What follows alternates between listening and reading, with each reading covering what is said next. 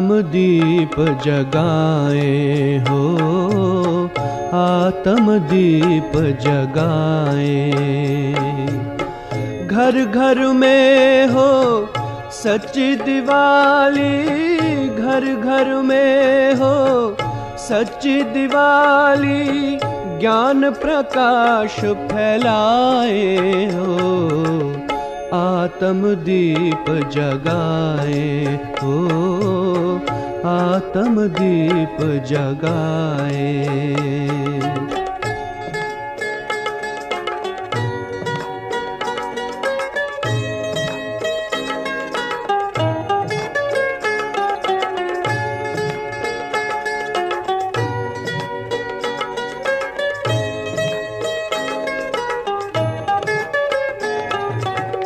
मन मना भव के मंत्र से करे अंतर मन की सफाई। 84 जन्म पुराने घर में शिव ने ज्योति जगाई हो, जगमग चमके ये संसार, जगमग चमके ये संसार, चमक रूहानी लाए, आत्म दीप जगाए हो, आत्म दीप जगाए हो। घर घर में हो सच्ची दिवाली, घर घर में हो सच्ची दिवाली, ज्ञान प्रकाश फैलाए, आत्म दीप जगाए हो, आत्म दीप जगाए।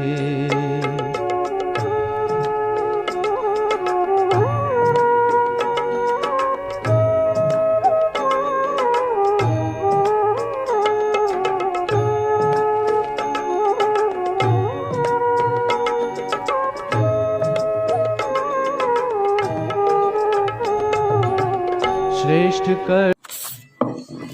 ओम शांति, ओम शांति। आज सभी को धनतेरस की बहुत बहुत हार्दिक शुभकामनाएं।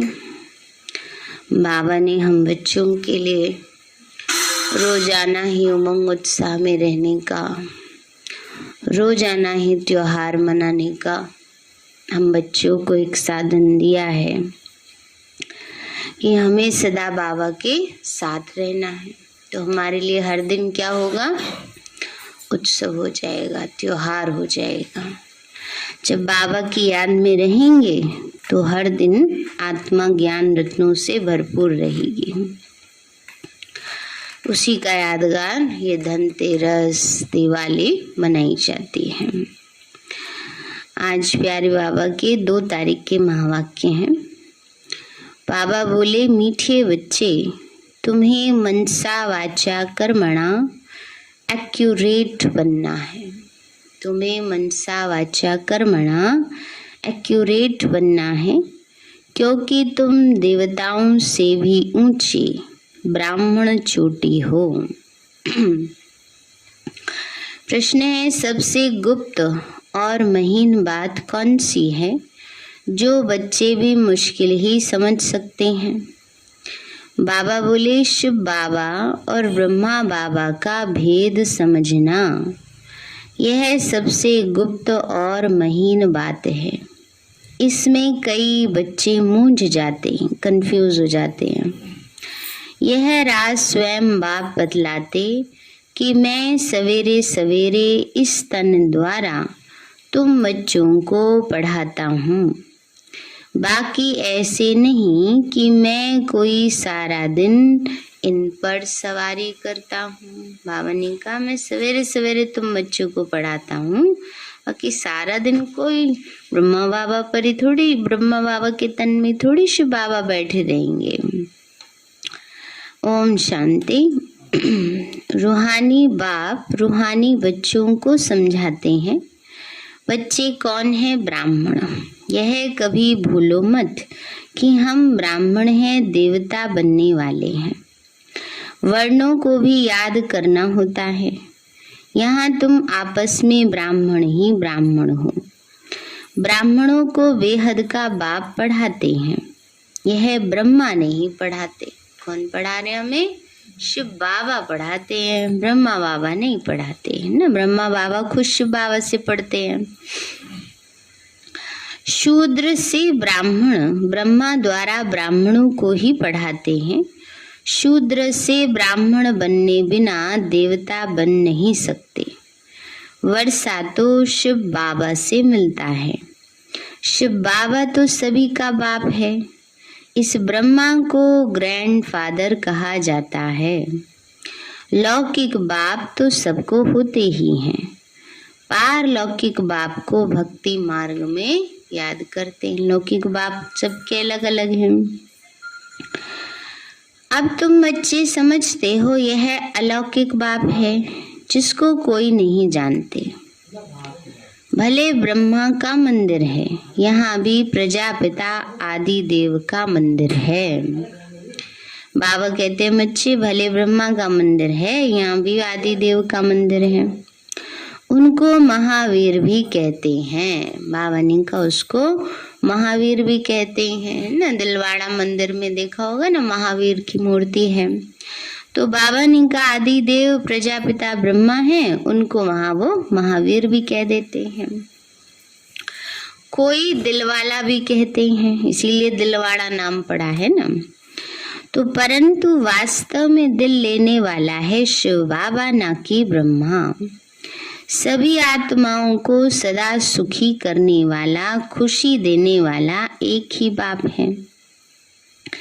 यह भी सिर्फ तुम बच्चे ही जानते हो।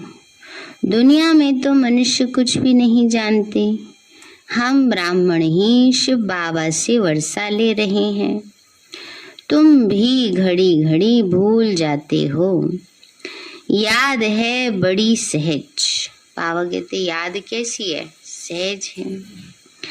योग अक्षर तो सन्यासियों ने रखा है, तुम तो बाप को याद करते हो। योग तो कॉमन अक्षर है, इसको योग आश्रम भी नहीं कहेंगे। बच्चे और बाप बैठे हैं, बच्चों का फर्ज है बेहद के बाप को याद करना। हम ब्राह्मण हैं, दादे से वर्षा लेते हैं। दादा माना शिव बाबा है ना। बाबा ने कहा हम ब्राह्मण हैं, दादे माने शिव बाबा से वर्षा लेते हैं। तो ब्रह्मा द्वारा शिव बाबा, ब्रह्मा द्वारा इसीलिए शिव बाबा कहते हैं जितना हो सके याद करते रहो। चित्र भी भले याद रखो, याद तो रहेगी हम ब्राह्मण हैं, बाप से वर्षा लेते हैं, याद रहता है ना। ब्राह्मण कभी अपनी जाति को भूलते हैं क्या? तुम शूद्रों के संग में आने से ब्राह्मण पना भूल जाते हो। विकारों के प्रभाव में आने से भूल जाते हैं भगवान के बच्चे हैं। ब्राह्मण तो देवताओं से भी ऊंचे हैं, क्योंकि तुम ब्राह्मण नॉलेजफुल हो। भगवान को जानी जाननहार कहते हैं ना। तो इसका अर्थ ये नहीं कि सबके दिल में क्या है वो बैठ देखेगा, कौन क्या सोच रहा है ये भगवान देखता रहे बैठ के। बाबा कहते ये काम मैं नहीं करता हूँ। नहीं, उनको सृष्टि के आदि मध्य अंत का नॉलेज है। वह बीज रूप है। बीज झाड़ के आदि मध्य अंत को जानते हैं। तो ऐसे बाप को तो बहुत बहुत याद करना है। इनकी आत्मा भी उस बाप को याद करती है। इनकी माना ब्रह्मा बाबा की है ना। ब्रह्मा की आत्मा भी शिव बाबा को याद करती है। बाबा ने कहा वह बाप कहते यह ब्रह्मा भी मुझे याद करेंगे तब यह पद पाएंगे, तुम भी याद करेंगे तो पद पाएंगे। तो पहले पहले तुम बिना शरीर के आए थे, फिर अशरीरी बनकर वापस जाना है। और तो सब देह के संबंधी तुमको दुख देने वाले हैं, उनको क्यों याद करते हो? जबकि मैं तुमको मिला हूँ। बाबा कहते और देहधारियों ने तो क्या दिया, दुख ही दिया, उनको क्यों याद करते हो। बाबा कहते जबकि मैं तुम्हें मिला हूँ। मैं तुमको नई दुनिया में ले जाने आया हूँ, वहाँ कोई दुख नहीं है, वो है दैवी संबंध। यहाँ पहले दुख होता है स्त्री और पुरुष के संबंध में, क्योंकि विकारी बनते। तुमको मैं अब उस दुनिया के लायक बनाता हूँ जहाँ विकार की बात ही नहीं रहती। यह काम महाशत्रु गाया हुआ है, जो आदि मध्य अंत दुख देते हैं। क्रोध के लिए ऐसे कभी नहीं कहेंगे ना, क्रोध को कभी नहीं कहेंगे आदि मध्य अंत दुख देते हैं। नहीं, काम को जीतना है, वही आदि मध्य अंत दुख देते हैं ना। बाबा कहते विकारी बनने से ही आदि मध्य अंत दुख मिलता है। पतित बनाते हैं, पतित अक्षर विकार पर पड़ता है। इस दुश्मन पर जीत पानी है। तुम जानते हो हम सतयुग के देवी देवता बन रहे हैं। पक्का है ना, क्या बन रहे हैं सभी, सतयुग के देवी देवता बन रहे हैं। तो जब तक यह निश्चय नहीं, तब तक तो कुछ पा नहीं सकेंगे। कोई सोचे हाँ चलो कर लेंगे, पुरुषार्थ हो जाएगा ना, लेकिन जिसको निश्चय है कि नहीं हमें तो ऊंचा पद पाना है, हमें तो देवी देवता बनना है, तो उसका पुरुषार्थ भी वैसे ही चलेगा। बाप समझाते हैं बच्चों को मनसा वाचा कर्मणा एक्यूरेट बनना है। माना मनसा में भी बहुत, मनसा भी शुद्ध हो, वाचा में भी एक्यूरेसी हो, और कर्मणा भी, कर्म भी श्रेष्ठ हो। ऐसे नहीं मन में व्यर्थ चिंतन चलता रहे, नेगेटिव चिंतन चलता रहे, और वाचा में ऐसे बोले कि आज ही देवी देवता बन जाएंगे, लेकिन कर्मणा में जब आए प्रैक्टिकल कर्म में, तब बिल्कुल उसके उल्ट हो। तो बाबा ने कहा ये तो सही नहीं है ना, इसलिए मनसा शुद्ध होनी चाहिए, वाचा में भी पवित्रता होनी चाहिए, और कर्मणा में भी। जो मन में चिंतन करे अच्छा श्रेष्ठ, वो कर्म तक आए। बाबा ने कहा ये मेहनत है, दुनिया में यह किसी को भी पता नहीं कि तुम भारत को स्वर्ग बनाते हो। आगे चलकर समझेंगे। चाहते भी हैं कि वन वर्ल्ड, वन राज्य, वन रिलीजन, वन भाषा हो।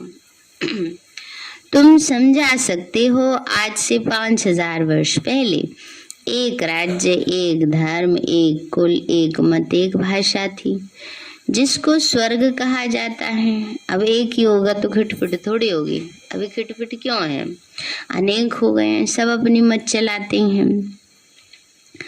राम राज्य, रावण राज्य को भी नहीं जानते, तुम भी नहीं जानते थे।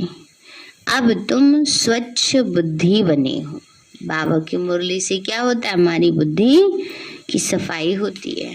रोजाना जो सारे दिन में चिंतन व्यर्थ चलता है और इतने चित्र देखते हैं, वो बुद्धि में जैसे छप जाते हैं, लेकिन जब मुरली सुनते हैं तो उससे हमारी बुद्धि की सफाई होती है। तो अब तुम स्वच्छ बुद्धि बने हो, नंबरवार पुरुषार्थ अनुसार। बाप बैठ तुमको समझाते हैं तो जरूर बाप की मत पर चलो।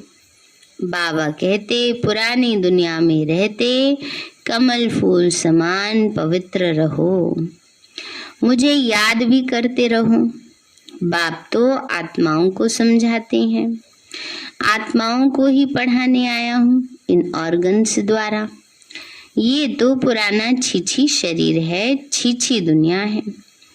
तुम ब्राह्मण पूजा के लायक नहीं हो, गायन लायक हो। बाबा ने कई समय ब्राह्मण माना बाबा के बच्चे। जिस समय हम बाबा के बच्चे बने हैं तो बाबा कहते हैं बच्चे तुम गायन लायक हो, माना तुम्हारे कर्तव्य गाए जा सकते हैं परंतु पूजा नहीं की जा सकती, क्योंकि पतित शरीर है सबके और पुरुषार्थी हैं। पूजा तो उसकी हो ना जो संपूर्ण है। पूजन लायक कौन, देवी देवता, जिनका आत्मा और शरीर दोनों पावन हैं। तो बाबा कहते हैं बच्चे पूजा नहीं हो सकती, गायन जरूर तुम ब्राह्मणों का है, न कि देवताओं का, क्योंकि सुदर्शन चक्र किसको फिराना है? सतयुग में तो असुर होंगे ही नहीं जो किसी का गला काटना पड़ेगा, यहाँ पर है ना। तो इसीलिए बाबा कहते हैं सुदर्शन चक्र तुम्हें फिराना है। तो गायन तो तुम्हारा है, जितने भी अलंकार हैं, जो भी रीति रस्म रिवाज हैं, वो हमारी हैं, संगम की हैं। लेकिन पूजा किसकी होती है? देवी देवताओं की। तो बाबा कहते हैं बच्चे, बाप तुमको ही शूद्र से ब्राह्मण बनाते हैं। देवताओं की आत्मा और शरीर दोनों पवित्र हैं। अब तुम्हारी आत्मा पवित्र होती जाती है, शरीर पवित्र नहीं है।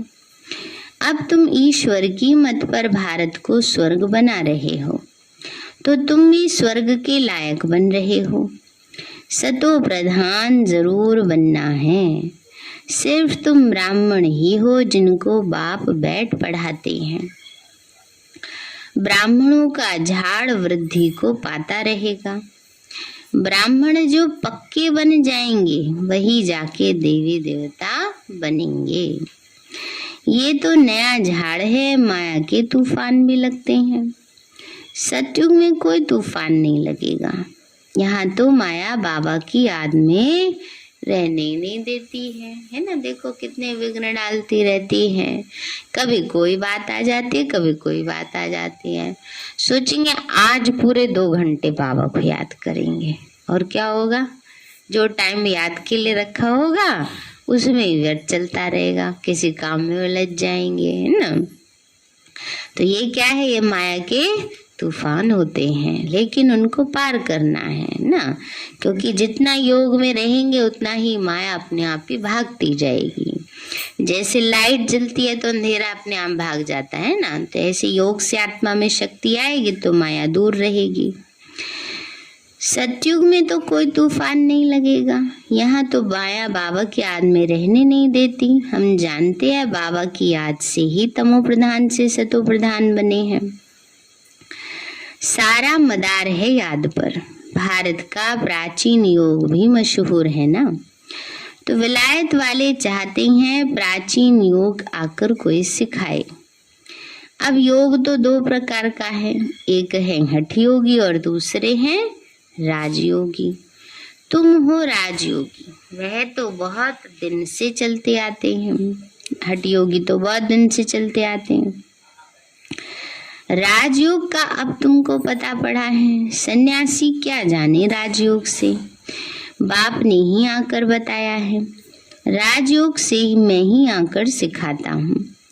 कृष्ण तो सिखला न सके, तो यह भारत का ही प्राचीन योग है। सिर्फ गीता में मेरे बदले कृष्ण का नाम डाल दिया है। कितना फर्क हो गया है। शिव जयंती होती है तो तुम्हारे बैकुंठ की भी जयंती होती है, जिसमें कृष्ण का राज्य है। तुम जानते हो शिव बाबा की जयंती है तो गीता की भी जयंती है, बैकुंठ की भी जयंती हो जाती है। तो तुम पवित्र बन जाएंगे। कल्प पहले माफिक स्थापना हो रही है, तो शिव बाबा की जयंती सो स्वर्ग की जयंती। बाबा ही आकर स्वर्ग की स्थापना करते हैं। बाबा ने कहा शिव बाबा की जयंती सो स्वर्ग की जयंती, क्योंकि शिव बाबा ही आकर स्वर्ग बनाते हैं ना। अब बाबा कहते हैं मुझे याद करो।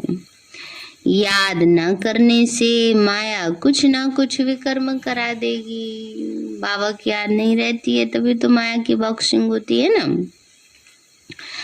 तो बाबा कहते हैं बच्चे याद नहीं किया और लगी चमाट, माया की चमाट लगी, थप्पड़ लगा।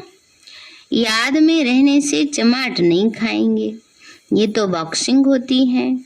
तुम जानते हो हमारा दुश्मन कोई मनुष्य नहीं है। कौन है फिर? 5 विकार हैं। रावण है मन दुश्मन सबसे बड़ा। रावण दुश्मन है। शादी करने के बाद कुमार कुमारी भी पतित बनते तो 1-2 के दुश्मन बन जाते। शादी में लाखों रुपया खर्चा करते। बाबा कहते हैं शादी है बर्बादी। समझ में आ गया? तो बाबा कहते हैं बच्चे, अब पारलौकिक बाप ने ऑर्डिनेंस निकाला है कि बच्चे काम महाशत्रु है, इस पर जीत पहनो और पवित्रता की प्रतिज्ञा करो। कोई भी पतित ना बने। जन्म जन्मांतर तुम पतित बने हो इस विकार से, इसलिए काम महाशत्रु कहा जाता है। बाप तो बहुत अच्छी रीति समझाते हैं। तुमने 84 जन्म कैसे लिए हैं, अब वापस जाना है।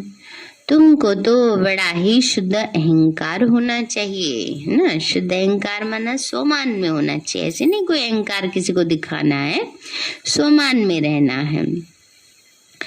हम आत्माएं बाप की मत पर चल भारत को स्वर्ग बना रहे हैं। हम ही फिर स्वर्ग में राज्य करेंगे। जितनी मेहनत करेंगे उतना ऊंचा पद पाएंगे। चाहे राजा रानी बनो, चाहे प्रजा बनो। राजा रानी कैसे बनते हैं वो भी देख रहे हो। फॉलो फादर गाया जाता है, वह अब की ही बात है। लौकिक संबंध के लिए नहीं कहा जाता। यह तो बाप मत देते हैं, माँ में कम याद करो। बाबा ने कहा लौकिक माँ बाप के लिए नहीं कहते माँ में कम याद करो। कभी माँ बाप ने कहा मुझे याद करो, कभी नहीं कह सकते हैं ना, अपने आप आती है याद। तो यहाँ बाबा को कहना पड़ता है क्योंकि भूल गए हैं। लौकिक संबंध के लिए नहीं कहा जाता, यह तो बाप मत देते हैं, माँ में कम याद करो तो विकर्म विनाश होंगे। तुम समझते हो हम अच्छी मत पर चलते हैं, बहुतों की सेवा करते हैं। बच्चे बाप के पास आते हैं तो शिव बाबा भी रिफ्रेश करते हैं, तो यह भी रिफ्रेश करते हैं, माना ब्रह्मा बाबा भी। यह भी तो सीखते हैं ना। शिव बाबा कहते हैं मैं आता हूँ सवेरे को। अच्छा, फिर कोई मिलने आते हैं तो क्या ये ब्रह्मा नहीं समझाएंगे, है ना। समझो बाबा तो मुरली सुना के चले गए, पर बाद में कोई आएंगे तो बाबा शिव ब्रह्मा बाबा ही समझाएंगे ना। बाबा शिव बाबा थोड़े हर टाइम बैठे रहेंगे ब्रह्मा तन में। ऐसे कहेंगे क्या कि बाबा आकर आप आके समझाओ, मैं नहीं समझाऊंगा, ऐसे तो नहीं कहेंगे। यह बड़ी गुप्त गुह्य बातें हैं, मैं तो सबसे अच्छा समझा सकता हूँ। तुम ऐसी क्यों समझते हो कि शिव बाबा ही समझाते हैं, ये नहीं समझाते होंगे। यह भी जानते हो कल पहले इसने समझाया है तब तो ये पद पाया है। मम्मा भी समझाती थी ना, वो भी ऊंचा पद पाती है। वहाँ बाबा को सूक्ष्म वतन में देखते हैं तो बच्चों को फॉलो करना है। सरेंडर होते ही गरीब हैं, साहूकार तो सरेंडर हो न सके। गरीब ही कहते हैं बाबा ये सब कुछ आपका है। शिव बाबा तो दाता है ना, वो कभी लेता नहीं है। तो बच्चों को कहते हैं ये सब कुछ तुम्हारा है। अपने लिए महल यहाँ व वहाँ नहीं बनाता हूँ, तुमको ही स्वर्ग का मालिक बनाता हूँ। अब इन ज्ञान रत्नों से झोली भरनी है ना। क्या कर रहे हैं बाबा भी? ज्ञान रत्नों से सबकी झोली भर रहे हैं। मंदिर में जाकर कहते हैं झोली भर दो, परंतु किस प्रकार की, किस चीज की झोली भर दो? अब झोली भरने वाली तो लक्ष्मी है जो पैसा देती है। अभी तो करेंगे ना लक्ष्मी जी को याद। तो बाबा कहते वो झोली भरने वाली तो लक्ष्मी है। शिव के पास तो जाते नहीं, कृष्ण के लिए कहते हैं गीता सुनाई, परंतु कृष्ण के लिए नहीं कहते झोली भर दो। शंकर के पास जाके कहते हैं, है ना, हे भोले भंडारी भर दो झोली हमारी। समझते हैं शिव और शंकर एक है। शंकर तो झोली खाली करने वाला है, हमारी झोली तो कोई खाली कर नहीं सकता, है ना। हमारी झोली तो जन्म जन्म के लिए भर रही है ना। जो अपना सफल करते जा रहे हैं उतना उनका भरता जा रहा है, लेकिन जो सफल नहीं कर रहे उनकी थोड़ी झोली भरेगी। वो अभी भी कंगाल और भविष्य में भी फिर कंगाल ही बनेंगे, है ना। इसलिए बाबा कहता है बीज नहीं बोओगे तो फल कहाँ से पाओगे। तो गाया हुआ भी है, रुद्र ज्ञान यज्ञ से विनाश ज्वाला निकली, परंतु ऐसे कोई समझते थोड़े ही हैं। तो तुम बच्चों को गृहस्थ व्यवहार में भी रहना है और काम धंधा भी करना है। बाबा तो हर एक की नब्ज देख कर राय देते हैं, क्योंकि बाप समझते हैं मैं कहूँ और कोई कर ना सके, ऐसी राय ही क्यों दूं। नब्ज देखकर ही राय देते हैं, इनके पास तो आना पड़े, पूरी राय वह पूरी राय देंगे। सबको पूछना चाहिए, है ना। बाबा कहते हैं ब्रह्मा बाबा के पास तो आना पड़े, ब्रह्मा बाबा के द्वारा ही तो शिव बाबा राय देंगे ना। सबको पूछना चाहिए बाबा इस हालत में हमको क्या करना चाहिए, अब क्या करें।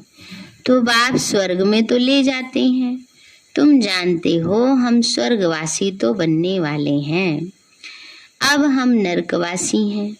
अब तुम ना नरक में हो ना स्वर्ग में हो। बाबा कहते हम बच्चे तो ब्राह्मण बच्चे तो संगमवासी है ना। जो जो ब्राह्मण बनते उनका लंगर इस छीछी दुनिया से उठ चुका है, तो तुम कलयुगी दुनिया से किनारा अब छोड़ चुके हो। कोई ब्राह्मण तीखा जा रहा है, कोई याद की यात्रा में कम है, कोई हाथ छोड़ देते हैं तो गुटखा खाकर डूब मरते हैं, फिर कलयुग में चले जाते हैं ना। बाबा का हाथ छोड़ देते हैं, संशय में आ जाते हैं, फिर दुनिया में चले जाते हैं, फिर उनको दुनिया ही अच्छी लगने लगती है। तुम जानते हो कि भैया अब हमको ले जा रहे हैं, वह यात्रा तो अनेक प्रकार की है, तुम्हारी यात्रा एक ही है, यह बिल्कुल ही न्यारी यात्रा है। हाँ, तूफान आते हैं जो याद को तोड़ देते हैं। बाबा कहते हैं माया के तूफान आते हैं, क्या करते हैं याद को तोड़ देते हैं। इस याद की यात्रा को अच्छी रीति पक्का करो, मेहनत करो। तुम कर्म योगी हो, जितना हो सके हाथ काटे और दिल बाबा से लगा हो, जो बाबा की याद में हो। आधा कल्प से तुम आशिक बन माशूक को याद करते आए हो, तो बाबा हमको यहाँ बहुत दुख है, अब हमको सुखधाम का मालिक बनाओ। याद की यात्रा में रहेंगे तो तुम्हारे पाप खलास हो जाएंगे। तुमने ही तो स्वर्ग का वर्षा पाया था, अब गवाया है। तो भारत स्वर्ग था, तब कहते हैं प्राचीन भारत। भारत को बहुत मान देते हैं, सबसे बड़ा भी है, सबसे पुराना भी है। यह तो तुम जानते हो विनाश सामने खड़ा है। जो अच्छी रीति समझते हैं उन्हों के अंदर में बहुत खुशी रहती है। प्रदर्शनी में कितने आते हैं, अहमदाबाद में देखो कितने साधु संत आदि हर प्रकार के आए। कहते हैं तुम तो सत्य कहती हो, परंतु हमको बाप से वर्षा लेना है, ये थोड़ी उनकी बुद्धि में बैठेगा। मतलब आने वाले बाहर वाले तो कह देते हैं हाँ बहुत अच्छी बात है, बहुत अच्छी बात है, आपकी बात सच्ची है, लेकिन हम भी ये ज्ञान धारण करें ये नहीं आता उनको। तो यह थोड़ी बुद्धि में बैठता है, यहाँ से बाहर निकले तो खलास। अभी तुम बच्चे जानते हो बाप हमको स्वर्ग में ले जाते हैं, वहां न गर्भ जेल है न वो जेल होगी, फिर कभी जेल का मुंह देखना भी नहीं मिलेगा, दोनों जेल नहीं रहेंगी। यहाँ तो ये सब है माया का पंप। आजकल हर बात क्विक होती है, मौत भी क्विक होती है, वरना फटाफट हो जाती है। सतयुग में ऐसे कोई उपद्रव नहीं होते, यहाँ मौत भी जल्दी तो दुख भी बहुत होंगे, सब खलास हो जाएंगे, सारी धरती नहीं हो जाएगी। सतयुग में देवी देवताओं की राजधानी थी, सो जरूर फिर होगी। आगे चलकर देखना क्या होता है, बहुत भयंकर सीन है। तुम बच्चों ने साक्षात्कार भी किया है। बच्चों के लिए मुख्य है याद की यात्रा, ये है चढ़ती कला की यात्रा। भावने का मुख्य है याद की यात्रा, भावने का ये है चढ़ती कला की यात्रा। इस यात्रा से क्या हो जाती है, हमारी जन्म जन्म के लिए चढ़ती कला हो जाती है। अच्छा, मीठे मीठे सिक्के लदे बच्चों प्रति माता पिता प्यार और गुड मॉर्निंग रूहानी बाप की रूहानी बच्चों को नमस्ते। रूहानी हम बच्चों की रूहानी माता पिता बाप दादा नमस्ते नमस्ते नमस्ते बाबा नमस्ते। धारणा के लिए मुख्य सार है, सदा इसी स्मृति में रहना है कि हम ब्राह्मण हैं। हम ब्राह्मणों को ही भगवान पढ़ाते हैं। हम अभी ब्राह्मण सो देवता बन रहे हैं। दूसरा है, ज्ञान रत्नों से अपनी झोली भरकर दान करना है। इस कलयुगी पतित दुनिया का किनारा छोड़ देना है ना। बाबा ने कहा ज्ञान रत्नों से झोली भरकर दान करना है और पतित दुनिया का किनारा छोड़ देना है। कैसे? बुद्धि से। बुद्धि से ये याद रखना है कि अब ये दुनिया ज्यादा दिन रहने वाली नहीं है, तो इसमें बुद्धि को क्या लगाना। माया के तूफानों से डरना पक्का है। माया आ जाती है फटाफट, इसलिए डरना नहीं है।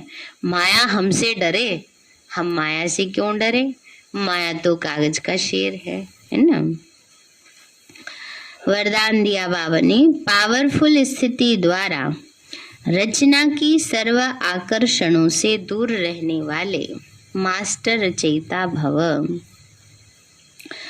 पावरफुल स्थिति द्वारा रचना की सर्व आकर्षणों से दूर रहने वाले मास्टर रचयिता भव।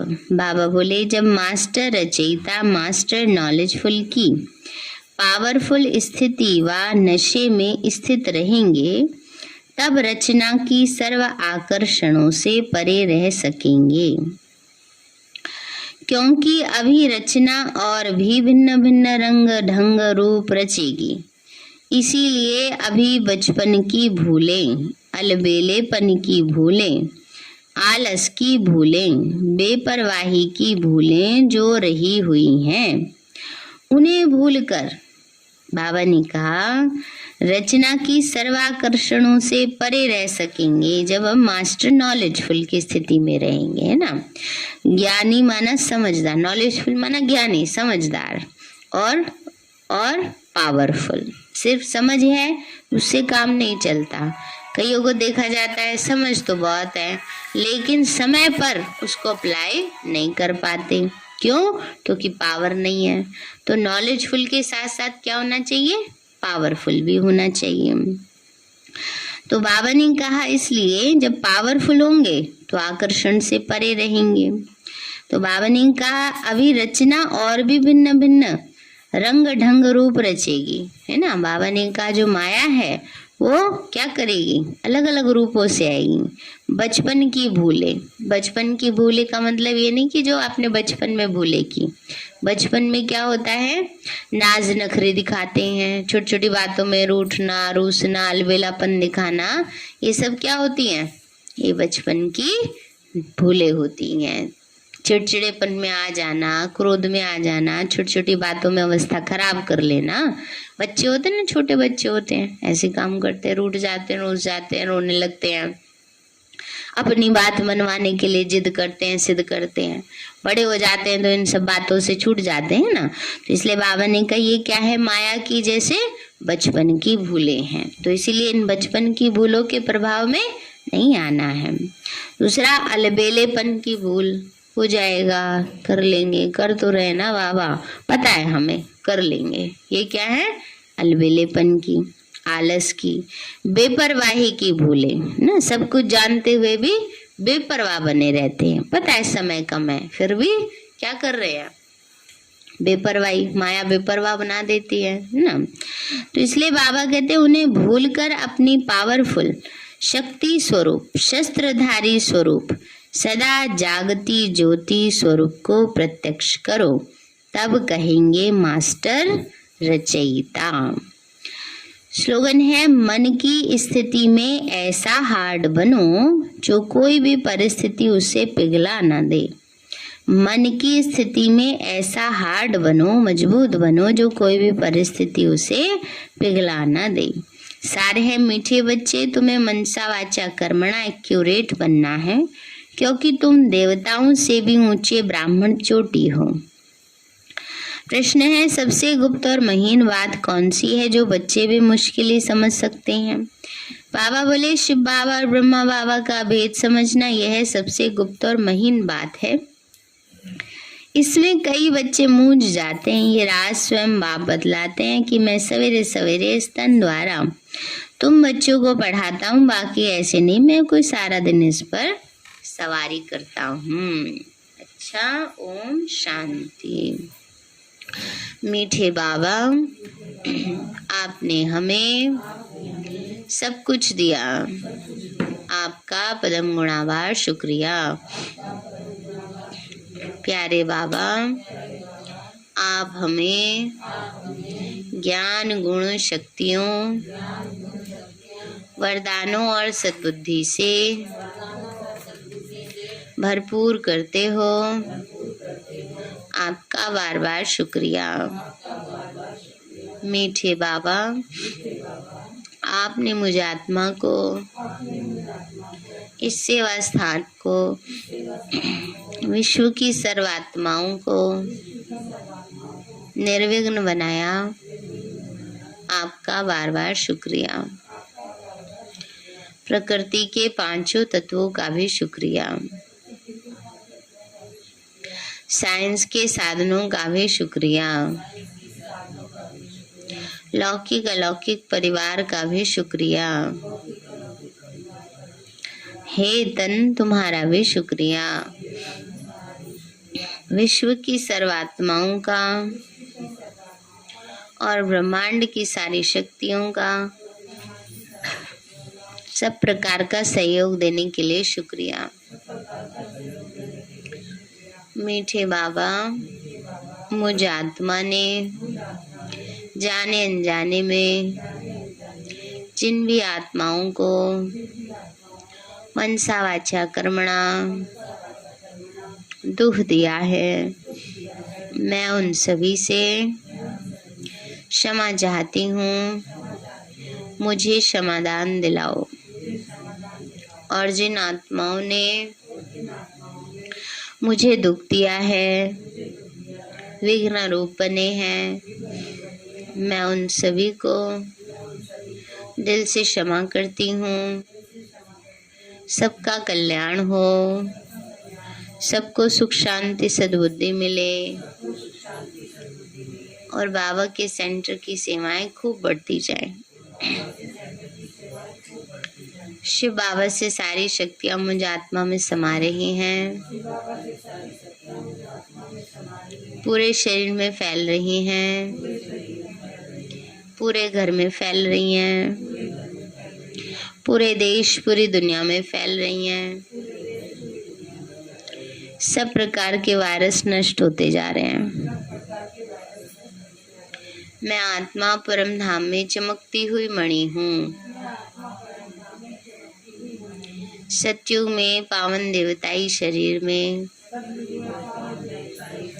पहले नंबर जन्म में रॉयल फैमिली में हूँ। मैं अष्टभुजाधारी देवी दुर्गा हूँ। मैं विघ्न विनाशक गणेश हूँ। मैं बाबा की छत्र छाया में पलने वाली सर्वश्रेष्ठ ब्राह्मण आत्मा हूँ। मैं फरिश्ता हूँ। मेरे साथ सब कुछ बहुत अच्छा होगा। मेरे साथ सब कुछ बहुत अच्छा होगा। मेरे साथ सब कुछ बहुत अच्छा होगा। मेरे साथ सब कुछ बहुत अच्छा होगा। ओम।